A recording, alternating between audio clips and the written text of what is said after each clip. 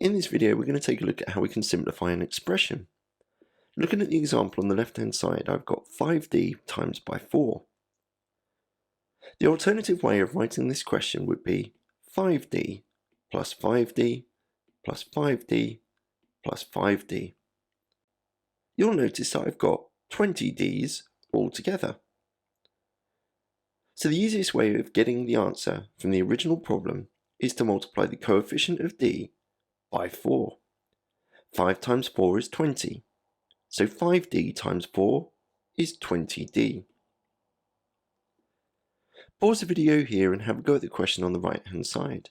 When you're ready for the answer, press play. With this example, I've got 12d over 3. Any fraction question is a division question in disguise. So 12d is actually being divided by 3.